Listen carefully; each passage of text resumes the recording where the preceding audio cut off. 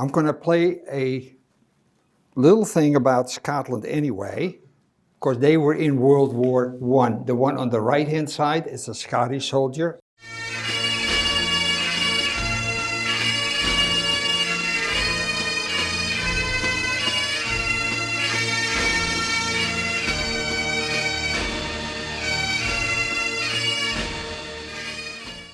The Christmas Truce at the Western Front took place on December 25th, 1914.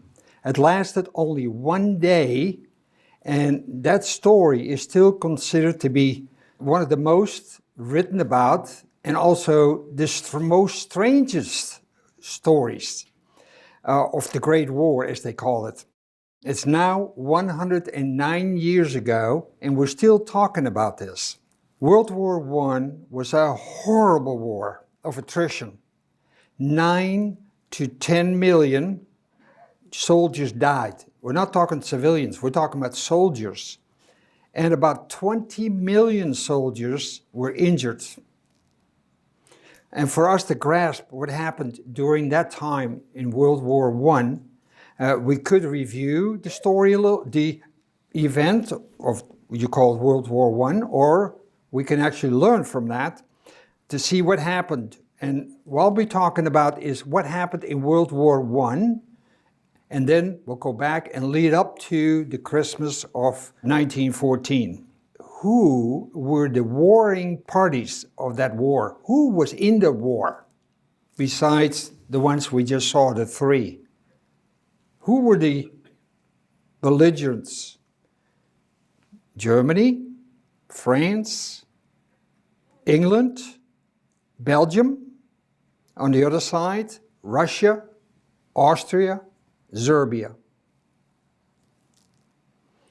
It was a horrible war.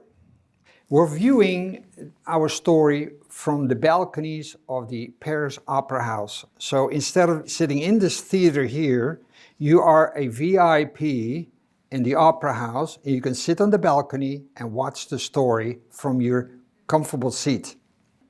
You are now in the theater.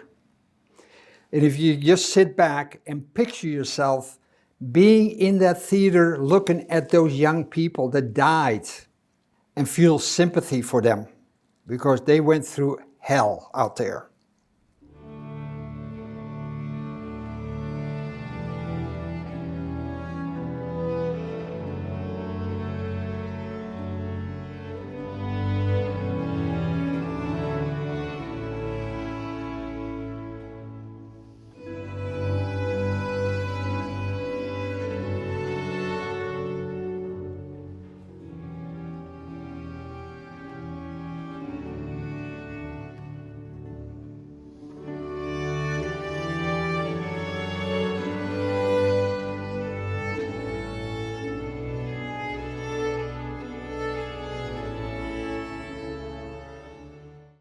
What do we know about the Christmas truce? Besides hearing, something happened 109 years ago. How was this truce even possible? Was it magic, or was it divine intervention that this happened? This war was extremely painful for the soldiers who participated in the trenches, the Germans as well as the Allies, with the Allies being the Brits and the French. Words cannot describe what happened in that war. That was very, very painful. It was run by generals and politicians, and all they can think of, throw some more bodies in there and we'll be victorious. And we call those young people cannon fodder.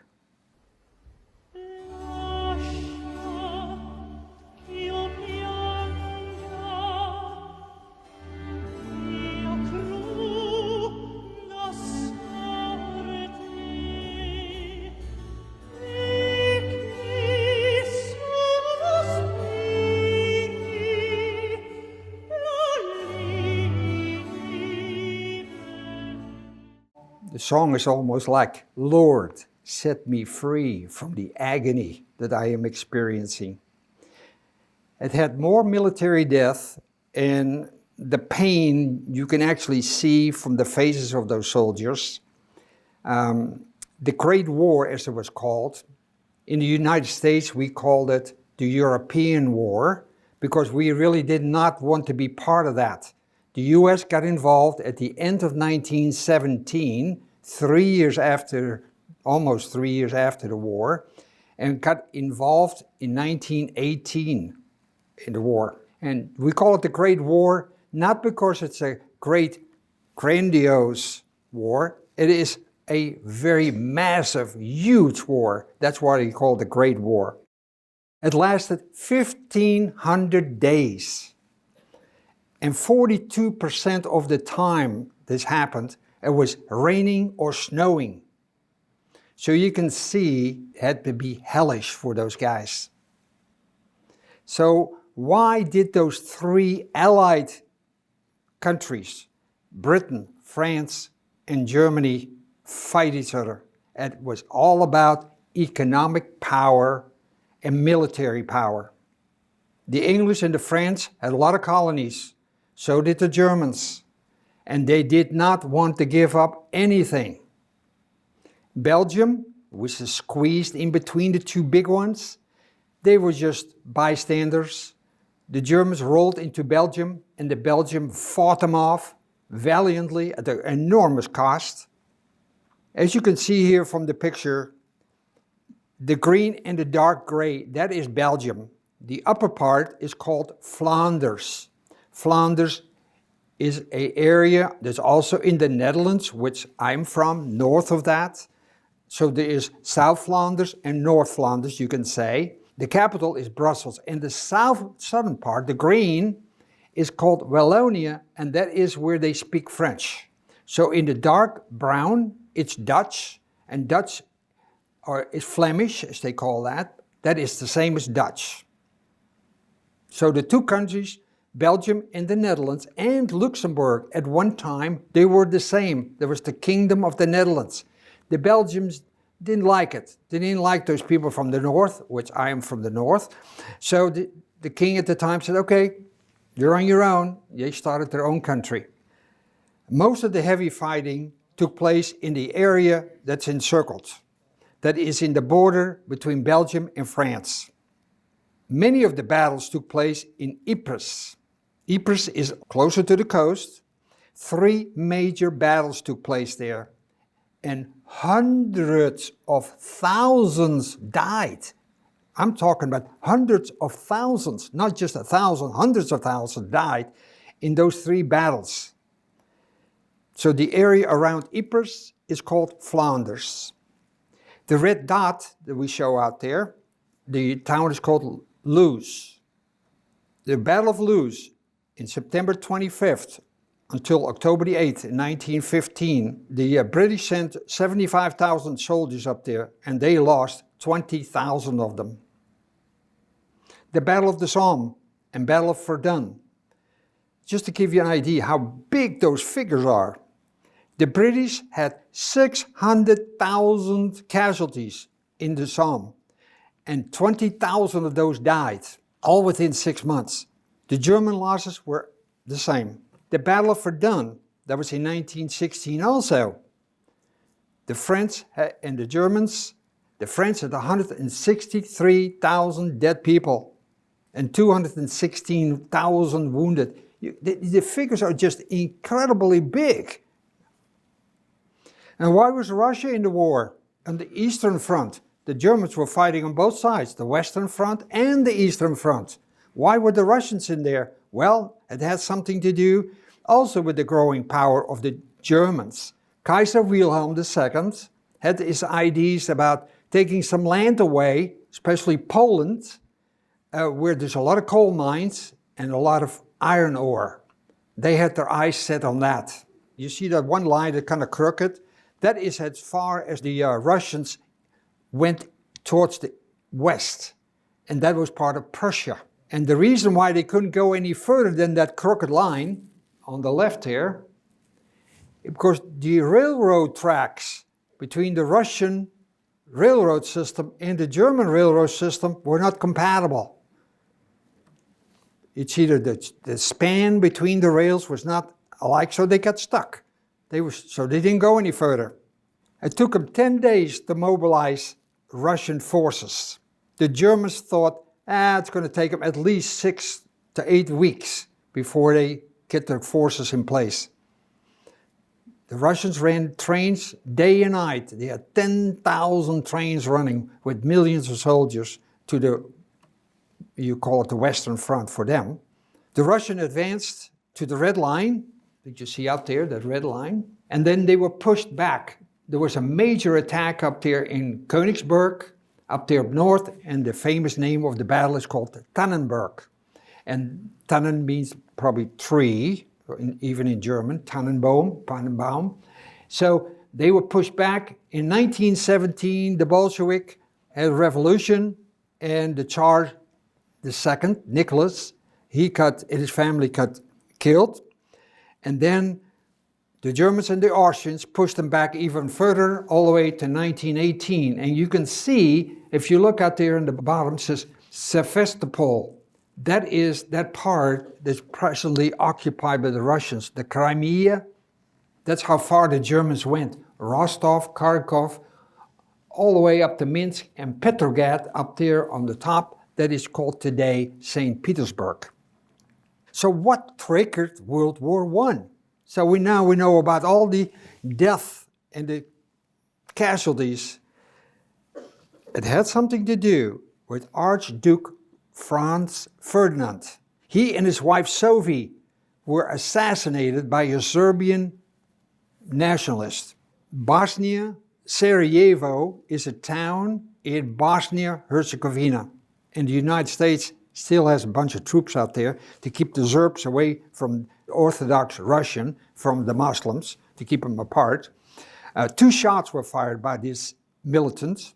It resulted in both deaths. The assassination was orchestrated by the Serbian officer corps. They wanted Bosnia-Herzegovina to be part of Serbia. Well, that isn't much different than it was 10 years ago. We still had the same thing.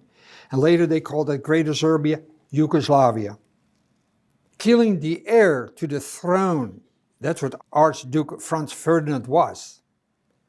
Kaiser Franz Joseph had no choice to start a war with the Serbians. And the Germans whispered behind him, "Go ahead, and if you do, we are right behind you, we'll help you." Because they knew if Austria would attack Serbia, the Russians would get involved in that. And sure as heck, it happened. Germany told them, "Invade Serbia, we'll help you." And the Germans also knew that the Russians would help the Serbians. Germany wanted a war with Russia to take some of their prized territories away. The prized territories also that France lost in 1870 with the Franco-Prussian War. They lost the Alsace and the Lorraine. We heard many times the Alsace-Lorraine, 2 different provinces in France, loaded with iron ore and coal. The Germans wanted that. They needed that for their military establishment. So now you see a picture here, the combatants. Britain, Belgium on one side against Germany. Germany supporting the Austrian-Hungarians, which is, well, let's call it Austria. They were fighting Serbia and they were fighting Russia. So there were 2 fronts. Why did the Brits ever actually get involved? Well, the British had promised the Belgians, if you ever get invaded or attacked, we will be there to help you. And they knew darn well there's only one country that could have done it. That's the Germans. And they didn't like the Germans to be so powerful because England was the country in the world in those days. We all know that the sun never sets in Britain because it was so big, Great Britain. So the Brits recognized Belgium's neutrality. So when Germany attacked Belgium, the Brits were right there to help out. Austria and Hungary, Austria in this case, this is the biggest part of the group, technically started the war, but the Germans were actually doing it. Austria was the third largest country in Europe. The Germans were the second, and Russia was the first. The largest was Russia. The Germans fought on the Western Front. They fought on the Eastern Front. Why on both fronts? Well, it started like this. There was a general called von Schlieffen, and he thought in 1903, he had written up already in 1903 a strategy. We attacked France, and at the same time we declare war on the Russians, and then we could defeat the French in less than 6 weeks, maybe 2 weeks. We grab Paris, and then we pull our troops back and fight the Russians. Well, it didn't work that way because the Russians were mobilized far too quick. So his whole strategy was take France first, capture Paris, and then we run and attack the Russians on the Eastern Front. 5 armies, 1.5 million men, invaded through Belgium, the French, in 1914 in August. 1.5 million men. The generals believed they had better men, better soldiers, more men, and more better weapons. They would be victorious in no time. It was a war between industrial nations, a war of attrition. The more I can kill, the better I'm off. World War I, not at the start of the Industrial Revolution, because the internal combustion engine was only a few years earlier invented. The airplanes were only invented in 1903. The first guys here close by flew, right? In 1903, the Wright brothers. Tanks didn't exist. The Brits were the first ones to have tanks. Submarines. The diesel engine that they had in those submarines was only surely before that invented by a guy called Diesel, Rudolf Diesel. Dreadnought battleships, huge ships. Rapid-firing machine guns, 500 shots a minute. Nobody had those at that point. Yeah, the Gatling gun was there, but these 500 shots a minute, the Germans were way ahead. They had 20,000 of those machine guns at the start of the war. Nobody else had that many. Poisonous gas, very heavy artillery. Artillery the size of 16 inches bores in the cannon for the diameter of the shells. Flamethrowers, poisonous gas. The first dirigible is a guy that sits out, 2 guys underneath that airship, and they were throwing flags. This is how they communicated. Radios didn't exist yet in 1914. That came later. Those balloons, as you want to call them, airships, were filled with hydrogen.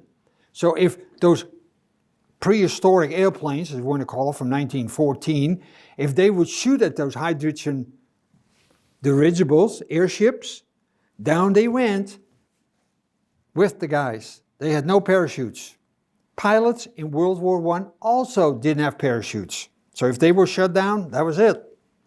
Tie-down balloons, they use those a lot, and you see some of those lorries, as they call them in Britain, lorry, we call them trucks. They were very primitive, and only then they had those simple little gasoline-fired engines in there. Amazing, in 1903, which is now 119 years ago, the Wright brothers took off from Kitty Hawk.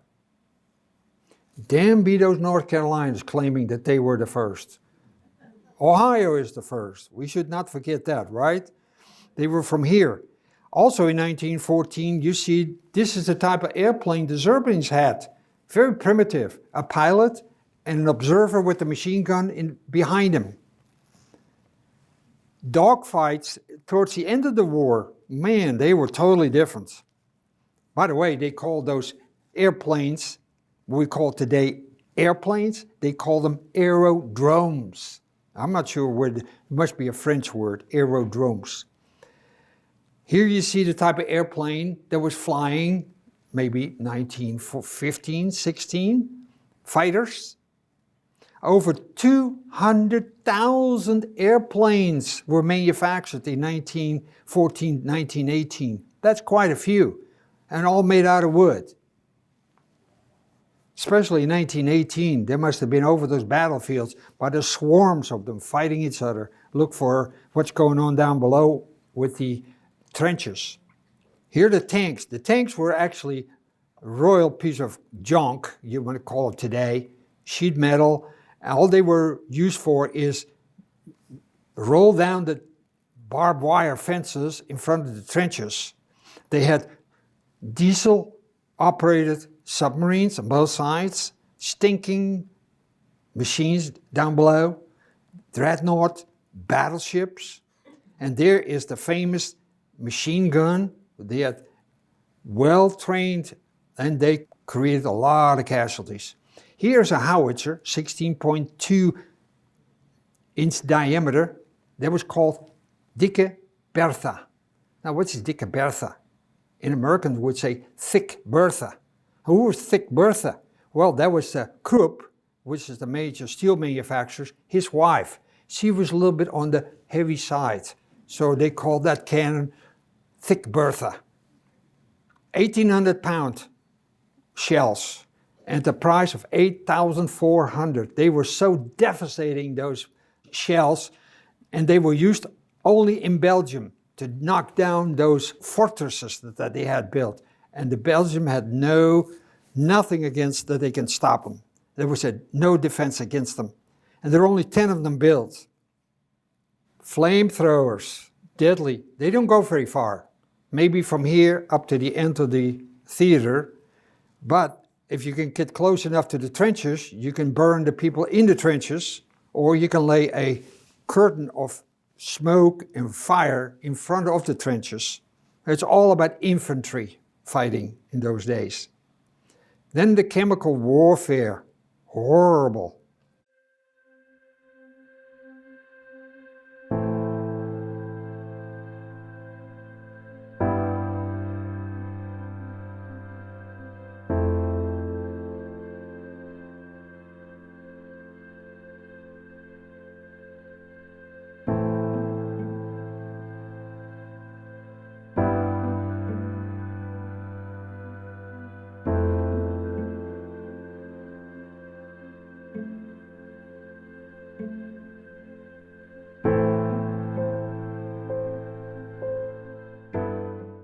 I was tell you a story about Grandpa Eddie.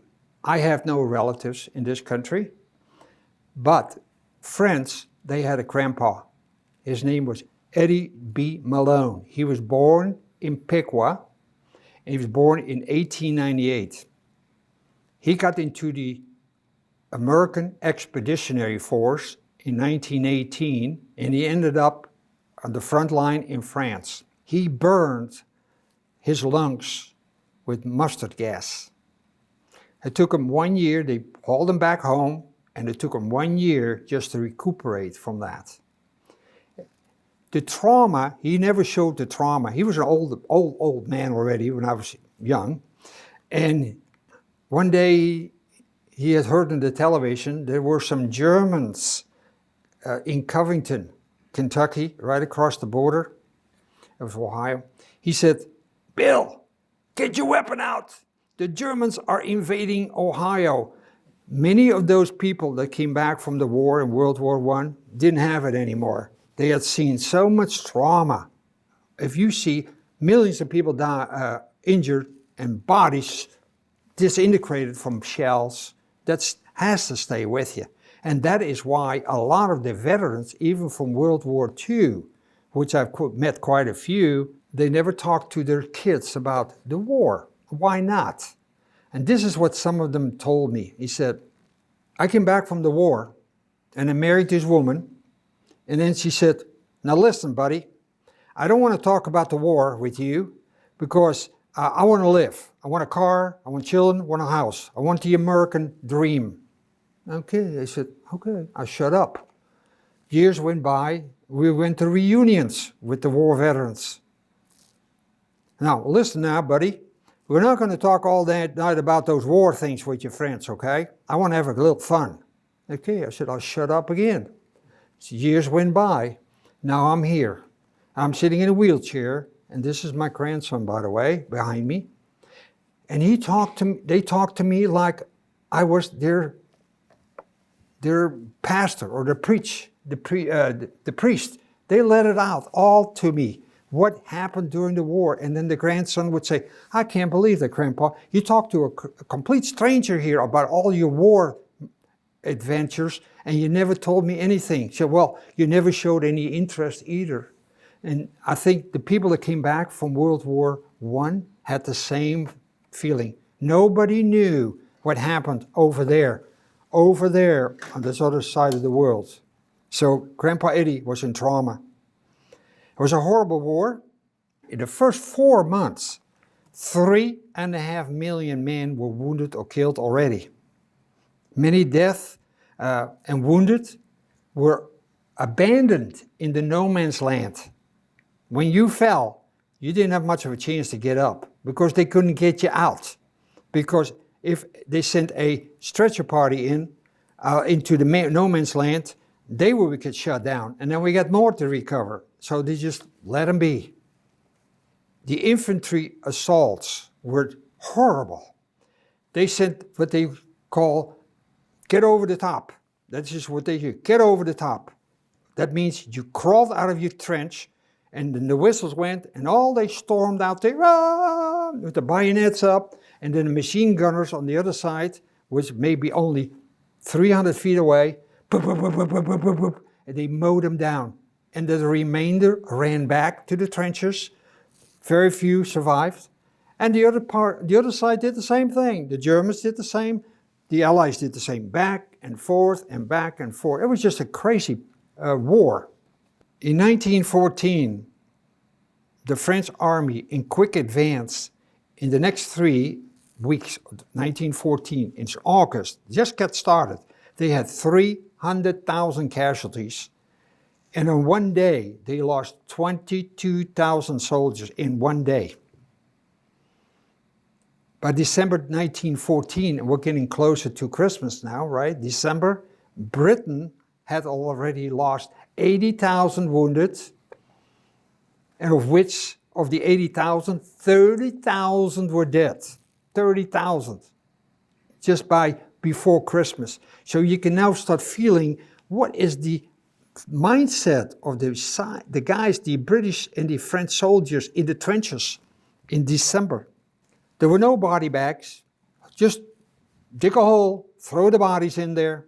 There were 6 million horses in that theater of World War II. Many of them got killed by shell fire also.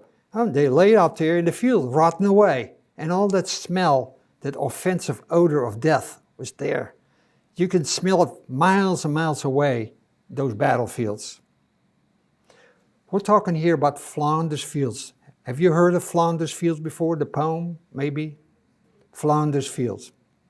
Flanders is that part of Belgium that's encircled out there. Flanders being part of what I explained before. Out there, that is where this poem was written. There were 3 battles out there in the Ypres with hundreds of thousands of people died. The fields around Flanders prior to 1914 were arid. I mean, there was nothing grew out there. It was very poor grounds. Hardly anything grew out there. But how come there's so many flowers out there? Why did so many poppies grow? The poem expresses the grief and determination of those soldiers who died in war. And they urge, through the poem, the living to continue to fight against the enemy and take up their weapons. And the red poppy, as you see here, came out of that. That red poppy is on the field of Flanders. John McCrae was 41 years old as a doctor, as a Canadian doctor. When he volunteered, he told his friends that he'd rather be afraid to stay at home than be out there in the war, because my conscience would bother me continuously. In 1915, he buried his friend, John Helmer, and that's Alex Helmer, and that is where the poem was written for in 1915. He was part of the 1st Canadian Division. The war is at a stalemate in the first part of August, September of 1940, and the men were told, dig in. These soldiers were not trained to make defensive trenches, so they just dig in and stay away from the bullets and the machine guns and the snipers. By the way, I got a question for you. If I was a German, if I was a Englishman or Brit or American or Canadian, what would I call a German? Did they have names for them? Well, they call them Huns, H-U-N, like the Mongolian Huns. That was one of them. Rough people, tough people. They also call them Jerrys. They call them Fritz. Hey, Fritz. And the French would call them Bosch. Bosch in French means swine. They even made it worse. They called Allemand swine, Allemand Bosch, German swine. That's what they call them. The Americans were called doughboys. And also the Americans and the Canadians were called Germans Heine. Heine. Later on in the last war, World War, we call them Krauts, right? It was a stalemate war. They didn't go back or forth, in or out. It was just attack, withdraw, attack. And this was done by both sides. And there was no forward progress for years. The trench war, the guys were laying often in cold weather, damp, frost. And their belief in leadership was already in question by that time. They were told, hey, it's only 6 weeks and then you go home, the war is over. And that was in August. Now it's December, approaching December. Most of the fighting of the war in World War I was done in the trenches. The trenches were 400 miles long, from the sea out there, the North Sea, all the way down to Switzerland, 400 miles long. They dug 6,200 miles of trenches. There were 3 lines of trenches. The one line, which is this one here, that's where the combat would take care. This is the reserve line. So if the guys were too tired, they went over here, and then a little bit of R&R in here, and those are the supply lines to the front. The Germans on this side were the same, and this, at some places, was no more than 200 feet. They can hear each other when they talked. Those trenches, they accumulated a lot of water, and from the rain, and they would stand in the rain for days, and those rain-filled trenches turned into mud, infested with rodents and insects, stinking mud, dead bodies laying in the trenches. They had to take them out of the trenches and throw them over the edge. They couldn't bury them. There was no way to go. And they had biting mosquitoes and lice. They couldn't fly because they were eaten up by the flies and the lice. Lice all the time in their hair, in their body. They couldn't get rid of them. Recovering the wounded was a very dangerous situation because you take 6 guys to take 1 guy out and 2 lose their lives right after that. Then they get send more guys out, and on she goes. The terrain was just absolutely devastating from shelling day after day after day. The trenches were from 10 to 15 feet deep, filled with water. So if you're on the edge of a trench and you got shot and you rolled into the water, you couldn't get out, and nobody was there to help you. They were bored to death at times, and fear of dying. Thick, slimy mud. 20,000 British soldiers had gangrene. They got, from sitting in that water all the time, blisters, open wounds, rotten feet, amputated. 20,000 of those. Contaminated water. Water runoff from the fields, from those bodies were decomposed. And of course their own human waste. Here's a dead soldier laying out there, a German, behind in a shallow trench. Crosses, well, they must have made a lot of crosses. Soldiers slept, they were sleeping out there wherever they could to take a rest. They were always out of sleep. They didn't have enough sleep because day and night shelling was going on. And then those lice, they were just eating at them. The weather conditions in the fall, we're getting closer to Christmas now, was just not very good. The weather was as bad as the battles themselves. That's how bad it was. At this time, the war only had lasted 90 to 120 days, but it was already pretty bad. Nobody gave you sympathy. PTSD, as we know it today, shell shocks, trauma, nobody knew about this in 1914-18.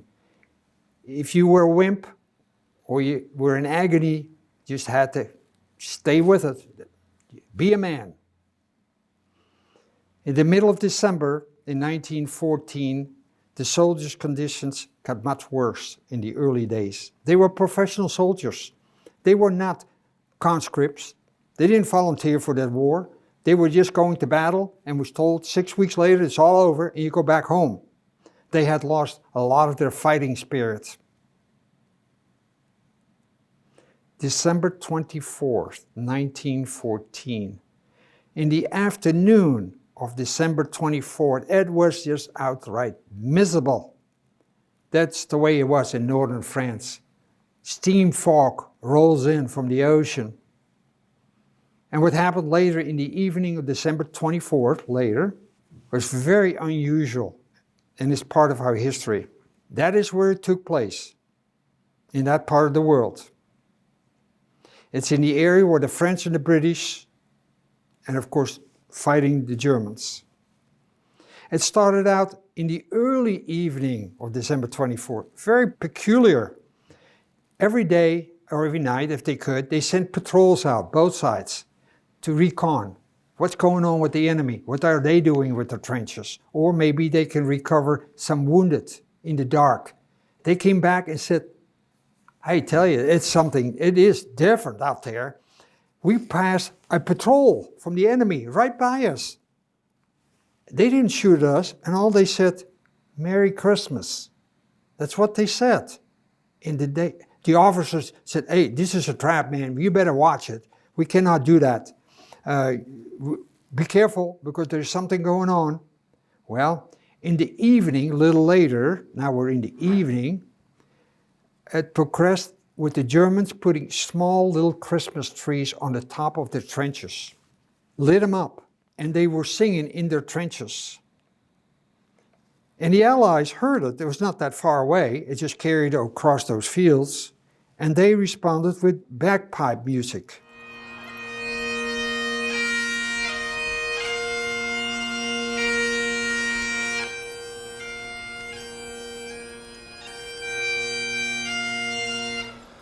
Out of nowhere came this voice singing like, Adeste fideles,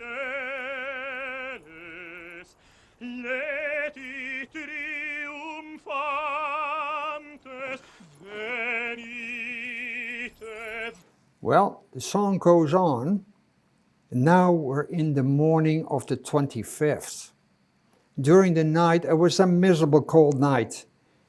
In the morning, when they woke up, it had stopped raining that evening.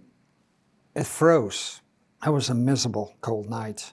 The ground had frozen up and had started to snow just a little bit. And when the fog lifted that morning, it revealed frost on the trees and a light coating of snow. And the smell of the decomposed bodies that were laying out there was gone. It froze up. It was quiet that morning on the 25th. No shelling or shooting could be heard. And from the trenches, each side started yelling at each other. And it went down all the way down the line. And many thousands of those soldiers participated.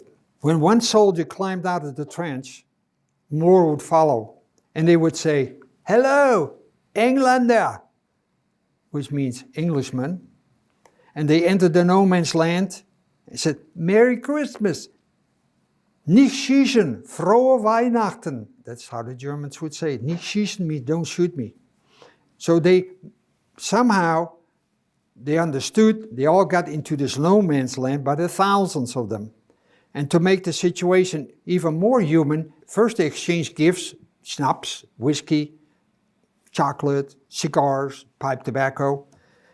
They decided we're going to bury the death, which they did. You see out there in the middle, there's this picture of the Tannenbaum. Tannenbaum means Christmas tree. It's a fir. That in Germany is very, very important.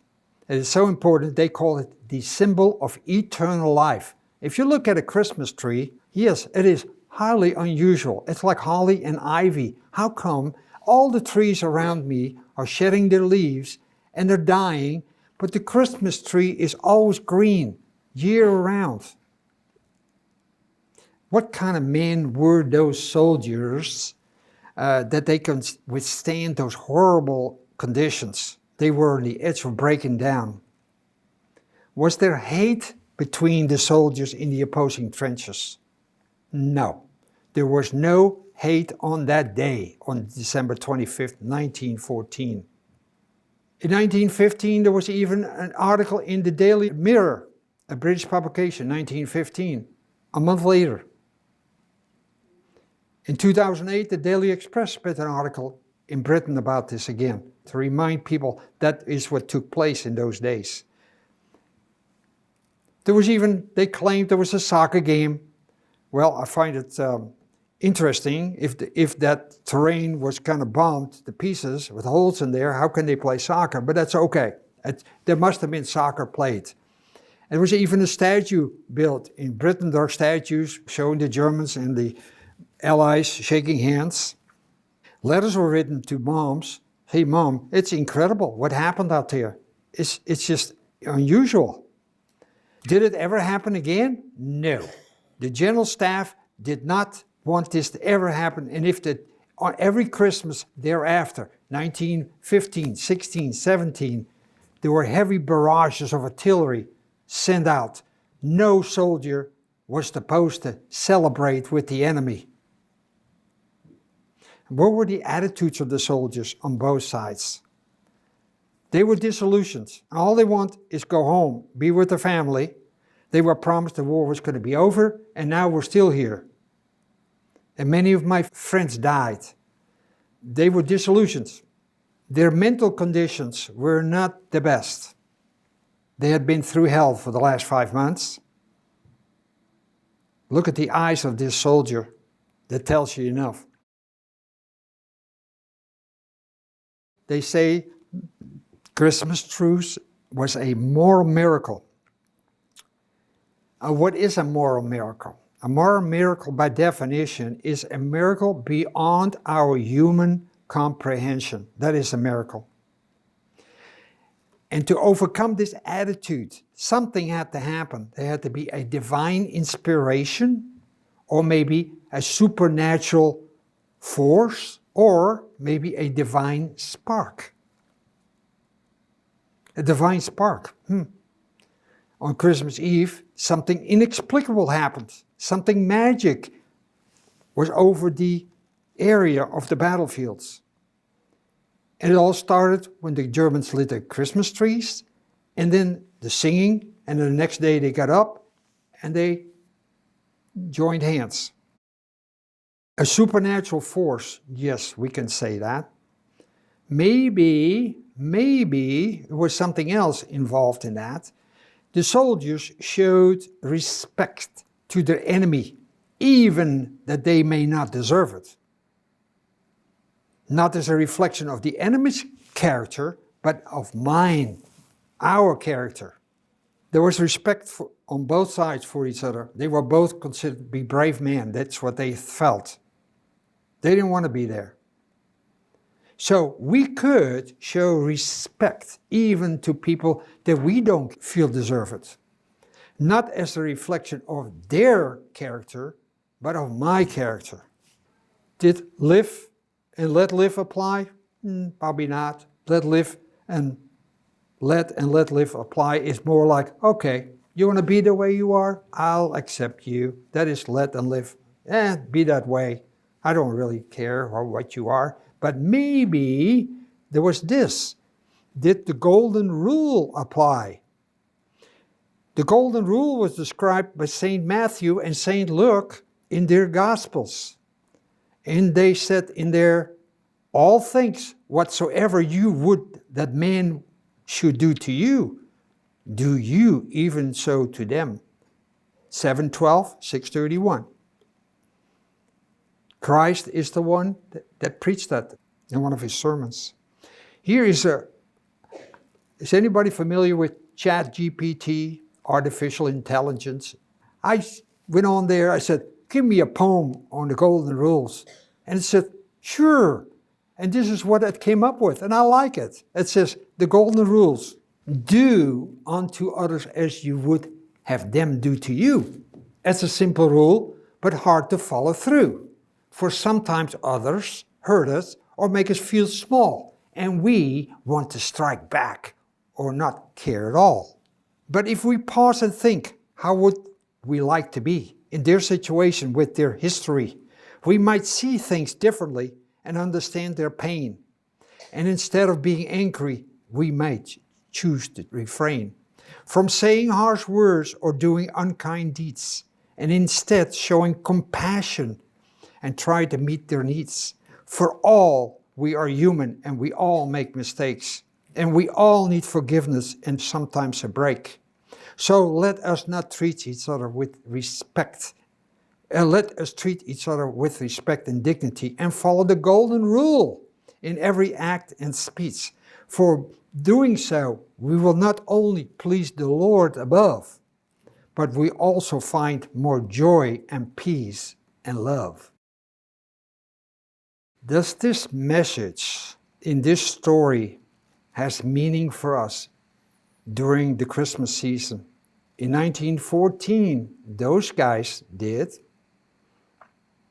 For us, goodness only has to be something simple.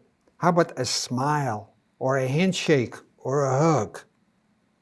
Or maybe I meant my differences with my neighbor, or family members, or former friends.